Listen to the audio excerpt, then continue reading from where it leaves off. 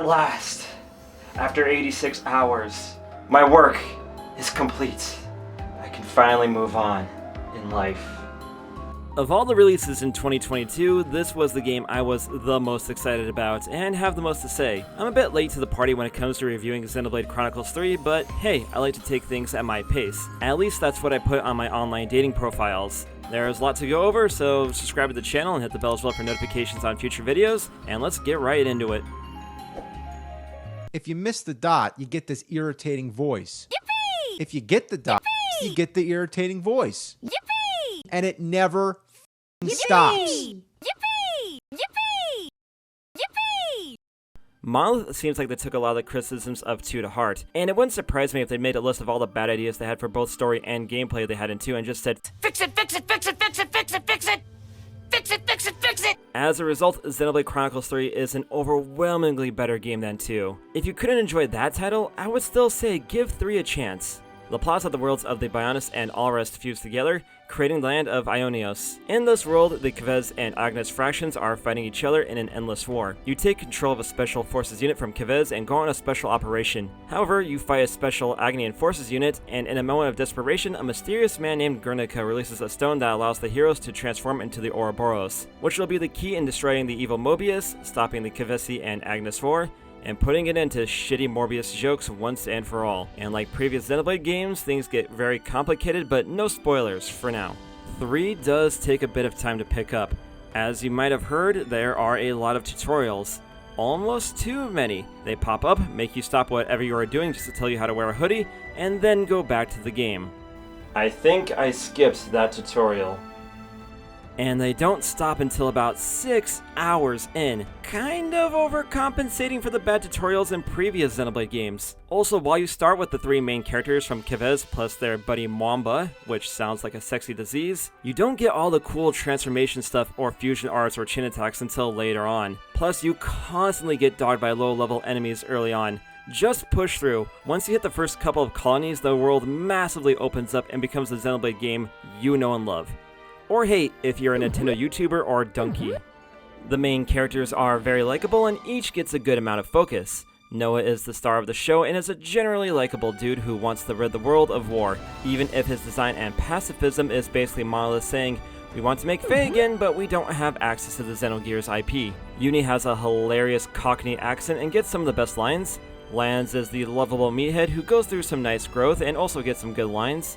Mio is like Noah and is a generally nice and friendly person. Senna is a cute girl who is always chipper and willing to bring up everyone's spirits, and Tyon tries to keep it cool but comes across as endearingly dorky. Everybody goes through a good amount of character development and actually has time to shine throughout the story. Unlike 1 where the game forgot Charlotte existed, or 2 where if your name wasn't Rex or the Aegis, you might as well not have even been in the cutscenes. Well, kind of, Senna does get shafted in her story bits, but not to the extent of other Xenoblade protagonists. Did I mention the voice acting is much better? Oh, that's what you mean. Tell me you don't think so too. I will say Noah is a bit of a weak protagonist. He isn't as annoying as trash-ass Rex, but I felt Noah was a bit too bland compared to the other heroes, and his pacifism was a bit misplaced in a war-torn world. Let me put it this way, in the inevitable Smash 6, I would rather have Mio, Lance, or Tyon as the playable Xenoblade 3 rep over Noah. Plus, he's just another big sword dude in a game full of big sword dudes. As you adventure through the land of Aionios, you can recruit new heroes called, well, heroes. This is the replacement of the blade system from 2 or the optional blades of X. You do a little side quests, you do a little punch-up, and then you get them in your party with a new class to boot. Sometimes heroes give you new abilities like climbing up vines or sliding down rails like it's Tony Hawk. And best of all, when you want to swap out heroes, you can just go into a menu and choose your hero, unlike X where you had to remember where everybody was, or in 2 where you had to go through the god-awful gacha system to get blades that were actually worth using. It's quite fun to mess around with classes to see what combination works best for you, even though in the endgame you're always going to have a signet for spamming buffs like you're abusing the all-you-can-drink function at an izakaya. For the record, this was my endgame setup. Combat is also a ton of fun. Much like 2, you start out with only 3 arts, but as you level up and max out your classes, you can do fusion arts, which only adds to your arsenal of totally not killing the Agnes and Kevesi forces, like for real. You can also switch between the 6 party members on the fly, which cuts out a lot of the bad AI from previous games. Also, healers are actually good in this game. In particular, the Troubadour and Signifer classes are must-have for any endgame team, thanks to the abilities of buffing up the party and keep them buffed up. Leave a comment if you kept reading it as Signifier. When things get rough, whip out the Ouroboros forms for huge damage and skill buffs. Ouroboros forms are fun to use and can really help out in a pinch, especially Uni's healing and buff abilities. And when the party really needs to turn up, chain attacks are here to do huge damage and decimate your opponents. Seriously, mastering the chain attack mechanics is key to doing fat damage in 3, even if the chain attack theme cuts to the excellent battle music, and Senna always saying, "Yippee!" which really clashes with the more serious moments. It goes without saying the graphics are outstanding. Monolith always knows how to push Nintendo systems to their limits, graphically and artistically. Maybe a bit too much because my launch Switch nearly crashed a few times while playing 3. No hard or soft crashes, thankfully, but some near misses. Unlike the much lower budget Kill, which did crash on me once. Colonies are full of life, and the world of Aionios is teeming with flora and fauna that are ready to kill you at a moment's notice. I was surprised to see a breathtaking moment where you're on a boat.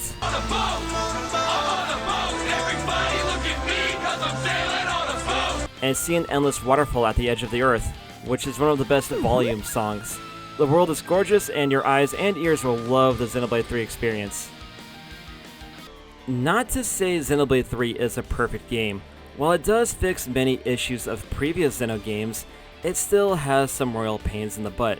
For one, the menu theme is nice, but you spend a lot of time in there adjusting your party or quick traveling around the world. I think I heard more of the menu theme than I did the world themes. Same with the chain attack theme. Second, bonus experience is given out like blow on the Vegas Strip, so it's easy to be overleveled. Sounds nice, but it's a damn trap, as you need to be within 5 levels above or below your opponents to level up your classes, and you can't level down until New Game Plus. Third, enemies are unusually resistant to debuffs. Even going all in with gems or skills, it doesn't mean that they will stick. Any class that focuses on debuffs is basically useless.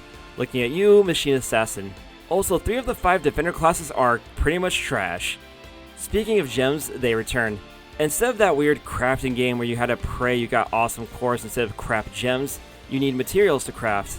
Sounds nice at first, until you learn that late game gems have absurd item requirements, and not all gems are worth it. There are some technical issues. I did say I had a few near crashes, and in the Condensia Sea and the city the framerate took a dive. And for how big the world of Aionios is, mountains would have been really appreciated. It's easier just to open the map and fast travel to where you need to be rather than walk all the way there, even if it's in the same region. Actually, you do get a mount, a boat to help navigate the sea in Chapter 5, but Christ, it handles like Otis after a Krispy Kreme and Strong Zero binge. And mapping the sea and the ship is a chore. This is what my map looks like after doing a grip of missions in the sea, and it really does look like Otis drew the map. And finally, well, it gets into spoiler territory. The last dungeon and boss go on for way longer than they need to. Now, here's the part of the video where I talk about the plot of Xenoblade 3, and there is a lot to go over. And this isn't going to be a play-by-play, just some things that I want to talk about. And of course, there is going to be spoilers, so here's your warning. Spoiler warning, spoiler warning, spoiler warning, and here we go. What I like about the Xenoblade series is that the plot always keeps you guessing. Nothing is as it seems. While some beats I called, like the Aionios being a fusion of Alrest and the Bionis, and the console being the bad guys, what I didn't expect was Guernica, a dude carrying the Van Damme mantle, being the one to set the plot in motion. He activated the Ouroboros stone and changed the 6 protagonists into the Ouroboros, then instantly kicked to the bucket. You eventually learn that humans have existed in this world undetected from Mobius for a hot minute, and have their own little society that exists outside the war and takes the main characters off guard. While most people in this city live their lives normally, there are people here who are devoted to protecting the city and ending the war, which was Guernica's goal. The main characters have only known war in their lives, so things like love or family is a foreign concept to them, so being in the city for the first time really takes them off guard. It leads to a rather heartwarming moment where Monica, Guernica's wife, leads them to sing a newborn and the squad gets insanely giddy. Tayon's reaction brought a nice smile to my face. Then the doctor asks who wants to know how babies are made, and everybody is excited to learn. And Tayon got pegged the whole night. Sadly, the good times don't last. In a sting operation to get this foul-mouthed girl out of prison, a girl named Shania sells Ouroboros out to Mobius, leading to them getting overwhelmed by Mobius, M, and N. Then you learn that M and N are actually Mio and Noah. Sort of. Basically, Mobius were people who forewent their humanity and became immortal Mobius who feed off the war. N and M are special because they were past incarnations of Noah and Mio, which shouldn't work as when you become Mobius, you get out of the cycle of death and rebirth that feeds Mobius. N got fed up with the cycle and went to the dark side for the sake of his lover, M, kind of like Anakin Skywalker. Hell, they even copied the opera scene from episode 3. When M and N became Mobius, whatever ideals they had were cast off and allowed Noah and Mio to be remade once again for the war. After getting defeated by M and N, the Ouroboros are captured, which leads to them being stuck in prison for a whole month, leading to easily the most heartbreaking scene of the whole game, where the team is struggling to get out of prison while Mio is separated from them. This leads to a scene where Mio is about to hit her expiration date and the squad is going to get executed. Right before the killing blow, M tells all this to Noah to get him to fight. During that sting operation, M and Mio switched bodies. It's complicated. Basically, M killed herself so that N could see the errors of his ways. Basically, N fumbled the bag so badly that his wife went towards his alternate self.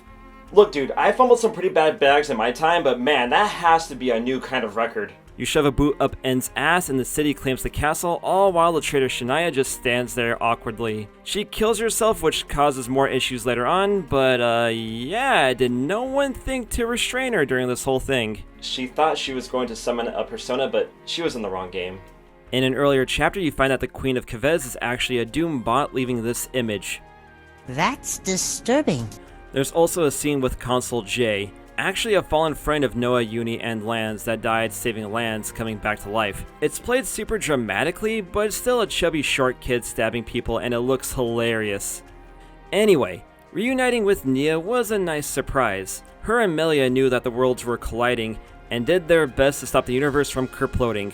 And while I didn't like Nia in 2 all that much, I found her way more enjoyable in 3.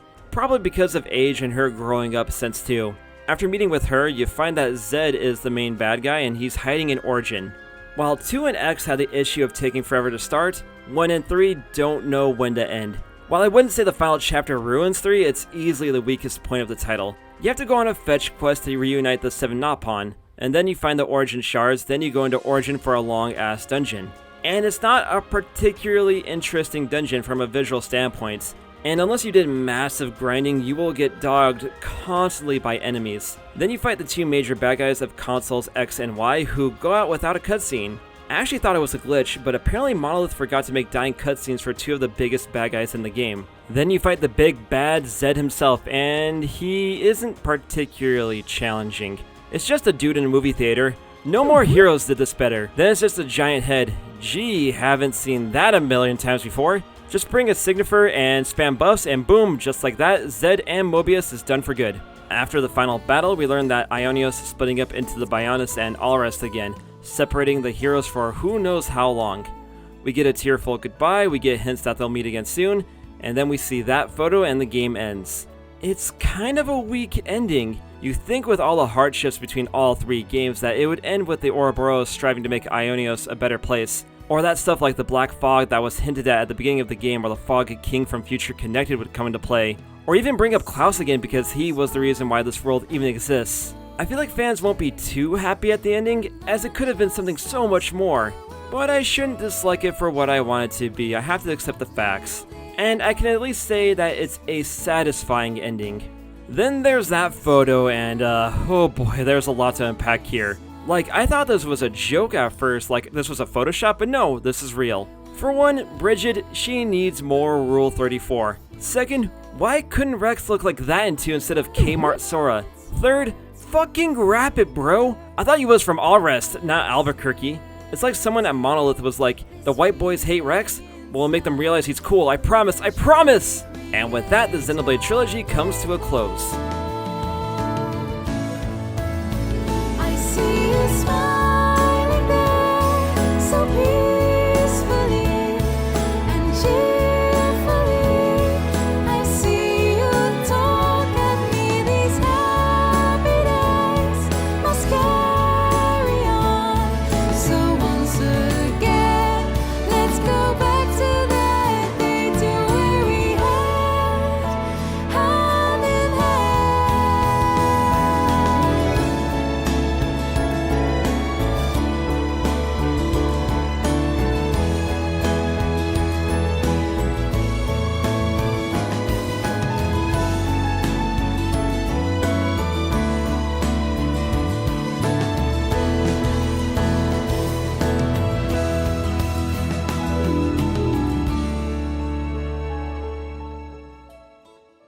And that's my review of Xenoblade Chronicles 3 finished, and I hope you enjoyed it. I've said this before and I'll say it again, Xenoblade Chronicles has become easily one of my favorite Nintendo franchises. And it's impressive that Monolith has managed to put out basically gold every time they make a game. Even though I didn't like 2 all that much, I can still say that it's at least far better than most games that have come out recently. And 3 is definitely one game I was not disappointed with. So I guess what's left is, what's next for Monolith? I would love to see some of their other games come back, like say Kaitos or Xenoblade Chronicles X to the Switch. But I would like to see them take on another Nintendo franchise, Kid Icarus. That would be pretty cool. Just saying, just throwing it out there. But anyway, that's it for me. I hope you enjoyed the video, and if you liked the video, you know what to do. Subscribe to the channel, hit the bell as well for notifications on future videos. Follow me on the social media, Twitter, TikTok, Instagram at Zmangs, and I'll see you in the next video. Later, everybody. Take care. This goodbye is